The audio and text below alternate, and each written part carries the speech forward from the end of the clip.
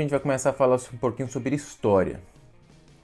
Primeira aula, como é de se esperar, é: para que serve história? Qual a utilidade da história? Normalmente a gente costuma ouvir aquele tipo de resposta: ah, história é aquilo que faz com que a gente aprenda com os erros do passado para que não os repita hoje.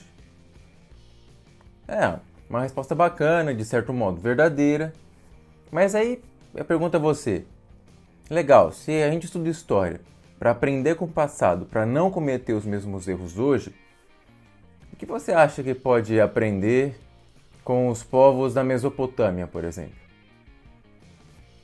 Veja, povos muito antigos, são os primeiros povos que a gente vai começar a falar aqui, que são povos da Antiguidade Oriental, a gente costuma dizer. São muito antigos. A gente tem até dificuldade para ter registros sobre como é que foram essas civilizações. Aí o que você vai me dizer? Ah, não, eu aprendi lá com os sumérios que você deve inundar ali uma certa região para plantar soja.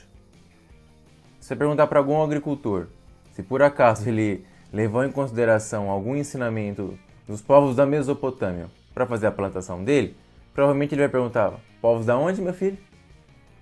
Então veja, é o tipo de resposta que não deixa de ser verdadeira. Em alguns sentidos, aprender história ajuda mesmo a gente a entender erros que a gente tomou no passado, ações que resultaram em efeitos que a gente vive hoje, e a partir disso a gente pode construir novos caminhos hoje. É verdade. Então, de certo modo é, só que não é o suficiente. Acabei de mostrar. Se eu te perguntar, e esses primeiros povos que a gente vai ver agora? Te ensinam o que e te ajudam em que hoje? Então veja, a história ela tem várias razões pelas quais ela é útil, digamos assim, é digna. Ela merece a pena você estudar a história. Mas tem dois que são bem importantes, que é o que você deve ter na sua cabeça. Te perguntar para que serve história. Você fala, esses dois aqui.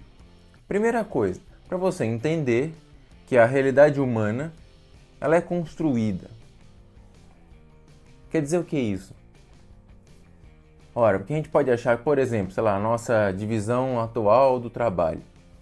E falar, ah não, sempre foi assim. É um negócio que toda a vida homem fez isso, mulher fez aquilo, uma parte da sociedade foi mais rica, outra foi mais pobre. Mas veja, se você for estudar a história da humanidade, e veja, é mais do que a história do nosso país. Eu estou falando aqui da história do homem enquanto espécie nesse planeta aqui.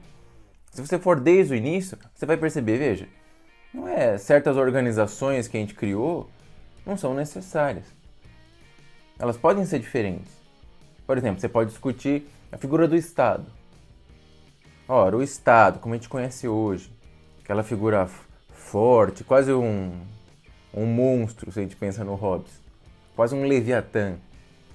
Ora, tem que ser assim? Ora, não necessariamente. Por isso que existem anarquistas que falam que não precisa, que o Estado é um problema, tem que ser eliminado. Então veja, estudar a história pode te ajudar a isso. É claro que o Estado, ele ajuda a gente a resolver certos problemas práticos da nossa vida. É por isso que desde o início, quando surgem as primeiras civilizações, surge alguma forma de poder central. Claro, ainda não é o Estado moderno, que demora muito para surgir, que é como a gente concebe hoje.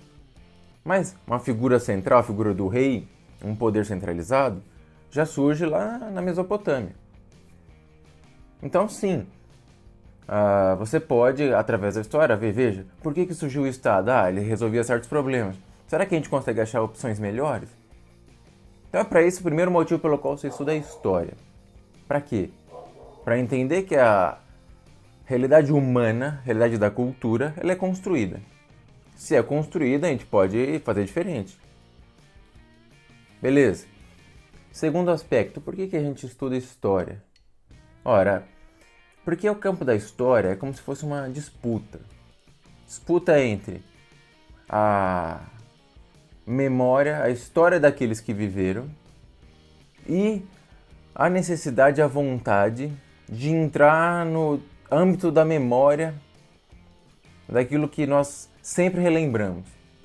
Quer dizer o quê? Imagina que você é de uma cidade do interior, muito pequenininha, você viveu sua vida toda lá, cresceu, você casou ali, só que surgem novos governantes que propõem que se construa uma barragem. Ora, e essa barragem vai fazer o quê? Vai alagar uma dezena de cidadezinhas, incluindo a sua. Significa que a sua cidade, a sua história, tudo aquilo que você viveu ali, vai ser apagado do mapa. Ninguém vai saber que existiu aquelas pessoas ali, que ali tinha um determinado modo de se viver, que as pessoas eram felizes ou eram infelizes. Ninguém vai saber nada. É como se não tivesse existido na face da Terra. Ora, quando a gente, estudando história, consegue colocar da dignidade a essas histórias vividas nessa cidade, a gente coloca esse pessoal dentro da memória.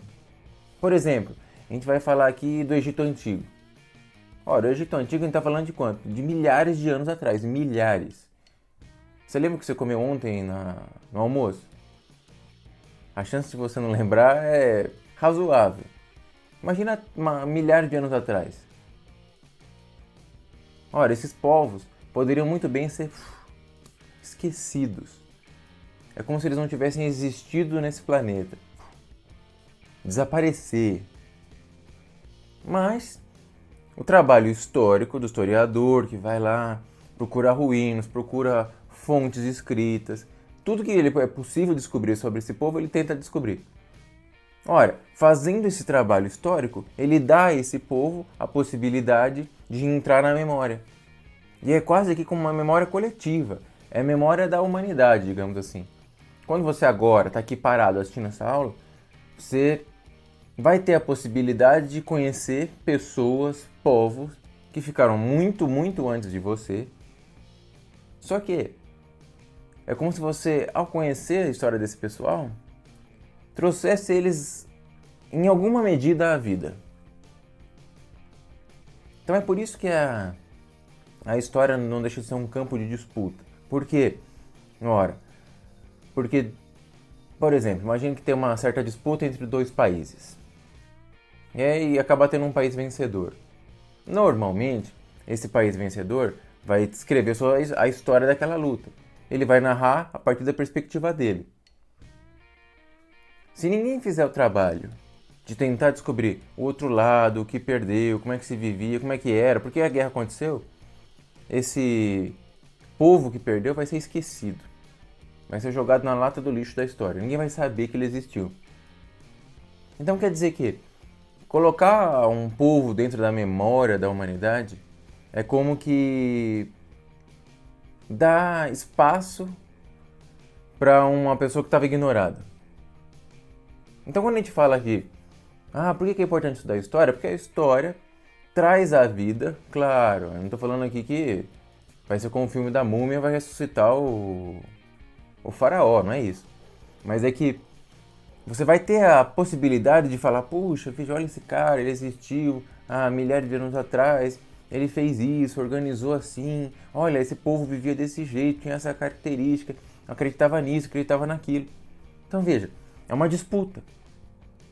Por exemplo, é muito difícil você ver na escola falar sobre a história do continente africano. É um continente imenso e nunca se fala no negócio. Por quê? Ora, porque a história costuma dar ênfase num certo aspecto. Ela parte especialmente ali do Oriente, agora quando fala da Antiguidade, e depois chega na Europa, que é Grécia e Roma. Bom, partindo da Grécia e Roma é quase como se agora o epicentro é ali. É a partir dali que a gente conta a história. E acaba esquecendo aqueles povos que ficaram limitados dentro dessa história. Eles ficaram mais para escanteio, então eles acabam sendo meio que esquecidos.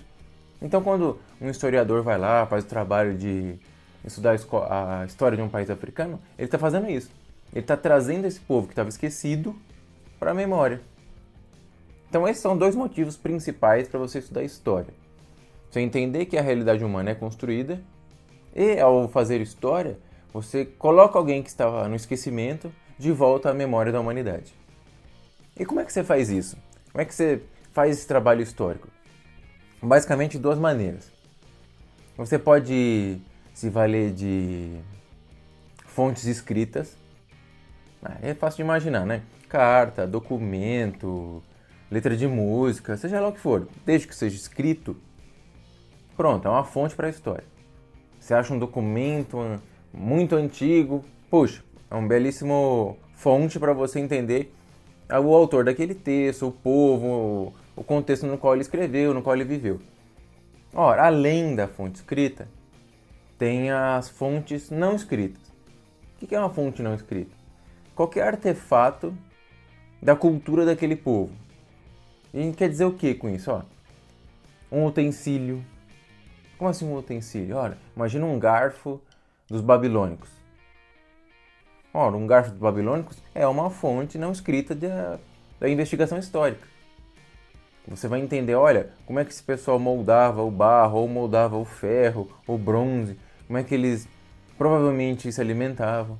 Então, utensílios, roupas, vestimenta, que se você encontrar alguma coisa, te conta sobre esse povo.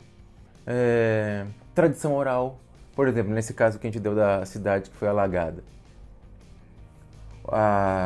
Uma das maneiras de tentar manter viva a história de uma cidade é, antes que ela seja alagada, você falar com os cidadãos, sobretudo os mais velhos, que viveram mais tempo ali, têm mais histórias, conhecem mais pessoas. Então, o relato daquele sujeito conta com uma fonte histórica. É não escrita, mas conta. O Mário de Andrade, já ouviu falar dele, não é? Escritor, participou da Semana de 22. Ele tinha um grande interesse pela cultura brasileira. Uma das coisas que ele fez para entender a cultura brasileira foi sair pelo Brasil, gravando, registrando as músicas folclóricas. Gravar um monte delas. Para quê? Porque isso é uma fonte não escrita para entender o povo brasileiro. Ora, mas aí que você percebe, poxa, beleza, tem a fonte não escrita e tem a fonte escrita. Só que durante um bom tempo, os historiadores tenderam a fazer uma pequena hierarquia. É como se as fontes escritas fossem a fonte e as fontes não escritas são, dá para usar. Ora, e essa escolha vai fazer com que eles categorizem a história de um modo um pouco diferente. Por exemplo, você já ouviu falar de pré-história, não viu? O que é pré-história? Desde que o humano se constituiu enquanto espécie nesse planeta, ele não está vivendo, não está agindo, não está se relacionando com o ambiente, com as pessoas com as quais ele vive?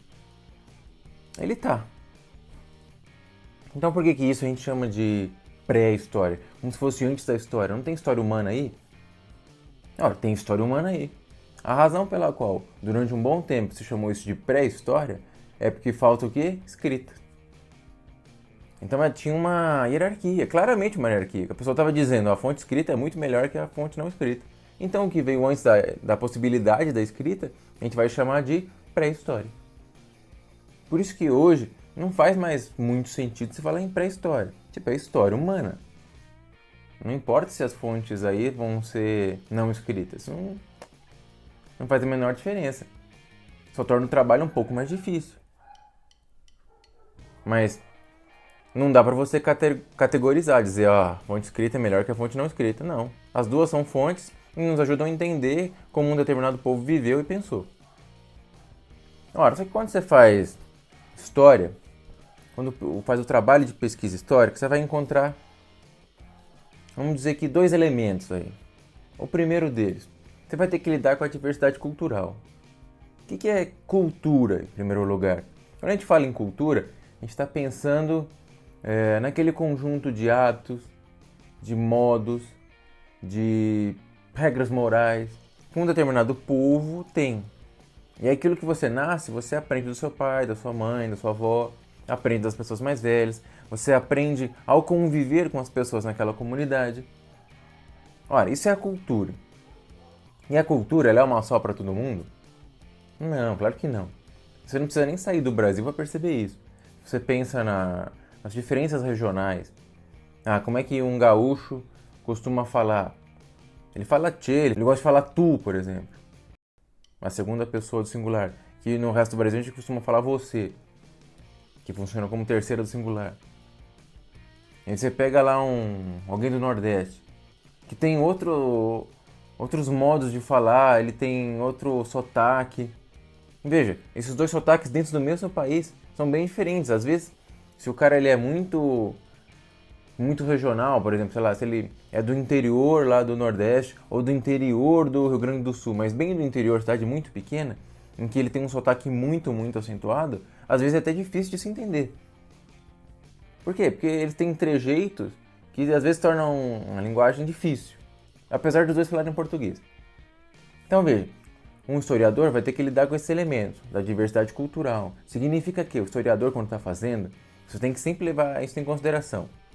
Um bom historiador leva isso em consideração quando ele faz o seu trabalho. É o quê? É estar consciente de que, quando ele está fazendo história, ele mesmo está inserido num determinado contexto. Quer dizer que ele tende a ver as coisas de acordo com os olhos que ele adquiriu com a cultura. Dentro do contexto dele. É inevitável. Se esse sujeito ele não tomar cuidado, ele não tentar deixar a posição pessoal dele meio que adormecida, ou estando consciente de, veja, eu costumo pensar assim, mas quero estudar um povo que é extremamente diferente. Vou deixar esse meu pré-julgamento de lado. Se ele não fizer isso, ele vai fazer uma história ruim. Por exemplo, quando a gente pensa na Guerra do Paraguai. A Guerra do Paraguai, ela teve muitas interpretações aqui na América do Sul. Por que tantas interpretações? E dependia muito do país de onde vinha o historiador. Por um motivo simples. Se o cara era um historiador paraguaio, ele tendia a ver o Paraguai como uma vítima que sofreu na Guerra do Paraguai. Na mão do Brasil, algoz. Agora, se é um historiador brasileiro, tendia a amenizar esse aspecto. Então a gente teve, durante os anos, as décadas foram passando, mais de uma interpretação para a Guerra do Paraguai. A gente já teve aquela, nossa senhora, o Paraguai era um paraíso na terra, e foi lá o Brasil, o Dom Pedro II, malvadão, e acabou com todo mundo. Há outras interpretações mais recentes que tentam ponderar as coisas, falando, não é que o Paraguai fosse um paraíso na terra. O presidente paraguaio era um pouco intransigente, tinha situações que levavam ao conflito, sabe? Você tenta ponderar. Então significa que um historiador nunca pode esquecer que ele também está preso ao tempo. Ora, e preso ao tempo nos leva a uma segunda característica, um segundo elemento histórico que você tem que considerar, que é o próprio tempo. O próprio modo como a gente mede o tempo já é um ponto de vista. Mas como assim um tempo? O modo como a gente mede o tempo é um ponto de vista? O que isso quer dizer? Por exemplo, se eu te falar, o Aristóteles, ele viveu lá por volta de século IV, V, antes de Cristo. O que quer dizer um calendário que diz antes de Cristo? Você pode até nunca ter pensado nisso, mas o próprio calendário já mostra o ponto de partida de quem pensou nesse calendário. É um calendário cristão. E a pessoa está dizendo, o nosso norte aqui nesse calendário vai ser o nascimento de Jesus Cristo. Aquele que a gente considera que é o salvador da nossa religião. Então ele é o ponto inicial, a partir do qual a gente vai medir tudo. Então, o que veio depois do seu nascimento, DC, depois de Cristo. O que veio antes de Cristo. Veja, é um calendário que tem um ponto de partida. Poderia ser diferente? Poderia. O judeu conta diferente? Sim, conta diferente. Por quê? Porque ele relaciona com a religião dele. Um muçulmano conta diferente? Sim, conta diferente. O chinês conta diferente? Sim, conta diferente. Vira e mexe a gente vê isso, hoje é o ano novo chinês, é o ano do macaco, o ano do gato. Então veja, o próprio modo como a gente conta a história já demonstra que tem um ponto de partida ali. Mas aqui no Ocidente, que é onde a gente vive, e de certo modo isso acaba até se espalhando para o resto do mundo, o calendário cristão acaba sendo hegemônico. E acaba se espalhando por quê? Porque o resto do mundo, como o mundo hoje é globalizado, todo mundo trabalha junto, ele é obrigado a... É como se tivesse um calendário oficial. Mesmo que ele siga outro, na religião dele, siga outro calendário, ele vai lidar com os dois. Ora, como esse calendário cristão acabou sendo hegemônico, uma das divisões da história mais tradicional, veja, é uma divisão. Isso quer dizer que é um ponto, é um recorte feito por alguém. Ele tem pressupostos teóricos, ele tem um ponto de partida. Mas é o tipo de divisão que, se você gostando ou não, é o que é usado no seu livro didático. É o que quando vai falar no vestibular, no Enem da vida, é essa concepção de tempo, é essa divisão que ele considera. Então é bom que você saiba. Quando a gente fala em modernidade, a gente está falando qual é o período que a gente está considerando. Então veja, essa divisão tradicional começa como? Primeiro a gente chama de pré-história. A gente já falamos sobre pré-história, não é? Sobre as dificuldades de você falar pré-história, mas é uma divisão tradicional. Chama de pré-história, que vai de quando até quando? É do surgimento do homem, enquanto espécie nesse mundo. Surgiu o homem, pronto, começou a contar. Vai até quando? Até mais ou menos 4.000 antes de Cristo. Porque 4.000 antes de Cristo é quando provavelmente começaram a surgir as primeiras formas de escrita. Então, surgiu o homem. Surge a escrita, esse período aqui é a pré-história. Depois da pré-história, como é que a gente costuma classificar? Como antiguidade, que vai de 4.000 a.C., ou seja, surgimento da escrita, até 476 depois de Cristo. O que aconteceu nesse ano? Queda de Roma. O Império Romano do Ocidente caiu. Depois da antiguidade, vem o quê? A Idade Média. E a Idade Média corresponde da queda de Roma, 476, até a queda de Constantinopla, em 1453. E a queda de Constantinopla é quando cai por terra o Império Romano do Oriente, Império Bizantino. Então, bum! Primeiro começa uma queda de uma parte do Império Romano, quando termina de cair a outra parte, ainda que as duas sejam bem diferentes, acabou a Idade Média. Ora, de 1453 até a Revolução Francesa é a modernidade. Revolução Francesa do ano de 1789. Então, de 1453 até 1789, a gente costuma dizer que é a modernidade. E veja, você repara que nessa divisão, a gente está considerando uma certa história do mundo. Qual? A história que tem como centro a Europa. Sim, você pode até dizer que sim, é claro, a história europeia de fato é importante, acaba se alastrando por todo mundo. Sim, quando a gente fala de colonialismo, neocolonialismo,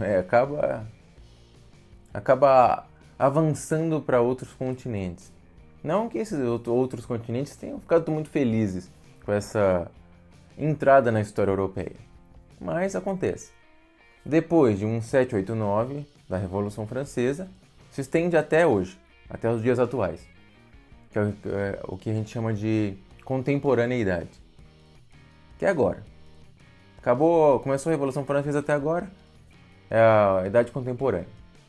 Então veja, essa é a divisãozinha clássica dos períodos da história. Se você pegar seu livro didático, é isso que tem lá. É essa divisão que ele está considerando. E uma última coisa para a gente encerrar essa aula. Você já deve ter visto, e quando escreve texto de história, é muito comum que você use o quê? Algarismos romanos, para escrever o século, por exemplo. Aí fala, meu Deus, professor, como é que eu faço o século? É fácil. Imagina o ano, sei lá, 2015. O que você faz? Como é que você sabe que século é esse? É o 20? É o 21? É o 19? Olha, você vai pegar o número de centenas. Veja, em 2015, quantas centenas tem? 20. 20 centenas. 20 séculos. Tem 2000 anos aí. Mais 15 anos ainda. Então veja, você pega esse número de séculos e soma com 1. Quer dizer que 2015 tem 20 séculos mais 1. 21. Século 21. Fácil. Sei lá, 1789, da Revolução Francesa. Que século é esse? A gente tende a pensar 1700, século 17, mas não é. Quantas centenas de anos tem aí? 17 centenas. Você pega essa 17, soma 1, 18, século 18. Isso funciona sempre, sempre, sempre? Tem um caso que não. Que é quando o ano termina em 00. Quando é um ano redondo. 1700. Termina em 00, um ano redondinho. 1700 o que é? Você pega o século... O 17 centenas que tem ali mais 1? Não. Quando termina em 00, quando é um número redondo, aí é o único momento em que, sim, 1700 é século 17. 1500 é século 15. Só, é o único momento. Por quê? Porque a gente não começou a contar o nosso calendário com o ano 0. O ano que Jesus nasceu é o ano 1. Quer dizer que até 99 depois de Cristo ainda não completou um século. Quando bate 100, completa um século. Ah, tá, esse é o século 1. Então é fácil. Você viu lá um número qualquer, 1522. Que século é isso? Quantas centenas tem aí? Tem 15, mais um, século 16. É 1400. Número cheio, redondinho, terminado com 2 zeros. É século 14. Fácil, não é? Então a história é tranquila. Então a próxima aula a gente dá prosseguimento a esses povos da Antiguidade Oriental. Até lá!